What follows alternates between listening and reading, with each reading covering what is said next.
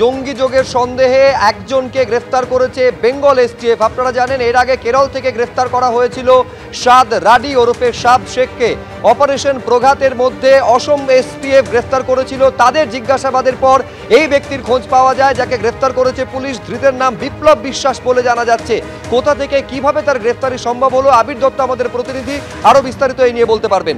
আবির, দেখো, যেটা জানা যাচ্ছে যে বেঙ্গল এসটিএফ এর তরফ থেকে গোপন সূত্রে খবর পেয়ে তারা নদিয়া থেকে গ্রেফতার করে এই বিপ্লব বিশ্বাস ওরফে আব্দুল্লাহকে। যেটা তারা জানতে পারছেন যে এর আগে নওদাতে তারা যে মামলা করেন, সেই মামলার পরিপ্রেক্ষিতে দুজন গ্রেফতার হয়। তাদের মধ্যে একজন সাদ রাডি, যাকে গ্রেফতার করা হয়েছিল অসম পুলিশের তরফ থেকে। পরবর্তীকালে তাকে হেফাজতে নেয় বেঙ্গল এসটিএফ এবং অপারেশন প্রঘাতে তাকে গ্রেফতার করে তদন্তকারীরা জানিয়েছিলেন যে আনসারুল্লাহ বাংলা টিমের অত্যন্ত বড় মাপের এক নেতা এই সাদ রাডি। সেই সাদ রাডি দেখা যায় যে ভোটার কার্ডেও তার নাম উঠে গেছে অন্য নাম দিয়ে।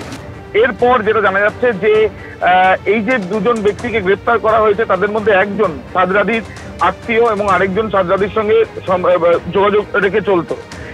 এই দুজন যাদেরকে গ্রেফতার করা হয়েছিল তাদেরকে জিজ্ঞাসাবাদ করে নওদার এই যে কেস, যেটা বেঙ্গল এসটিএফের তরফ থেকে লঞ্চ করা হয়েছিল কেসটি, সেই পরিপ্রেক্ষিতেই কিন্তু এই ব্যক্তিকে গ্রেফতার করা হয়েছে বিপ্লব বিশ্বাস ওরফে আব্দুল্লাহ। এই ক্ষেত্রেও সে তার নাম পরিবর্তন করেছে। সে ভারতীয় এখনো পর্যন্ত এই তথ্যই তারা পাচ্ছেন, যদিও বাংলাদেশে তার যাতায়াত ছিল কিনা সেই বিষয়টাও খতিয়ে দেখা হচ্ছে।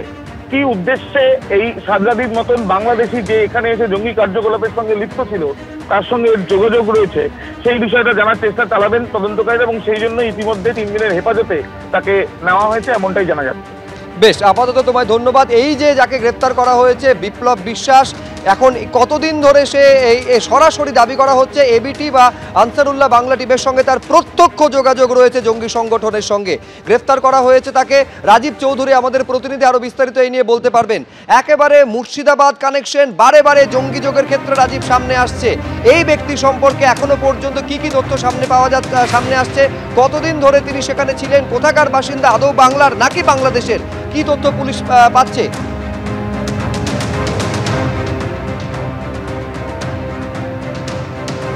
কিছুদিন ধরেই কিন্তু এসটিএফ এর যারা তদন্তকারী আধিকারিক তারা নজরে রেখেছিলেন এবং একে একাধিকবার জিজ্ঞাসাবাদ করা হয় এবং বেশ কয়েকবার এসটিএফ তাকে জিজ্ঞাসাবাদ করে এবং তারপর তার যে গতিবিধি তার উপর নজর রাখছিল। গতকাল তাকে ডাকা হয় এবং তারপরেই তাকে গ্রেপ্তার করা হয় এবং যেটা আমরা বিপ্লবের পরিবার সূত্রে জানতে পারছি, তার যে শ্বশুরবাড়ি সেটা রয়েছে হরিয়ারপাড়ার এবং হরিয়ারপাড়ার এখান থেকেই কিন্তু এর আগে গ্রেপ্তার করা হয় আরও একজনকে এবং তার সঙ্গে কি যোগাযোগ রয়েছে সেটা দেখার চেষ্টা করছে।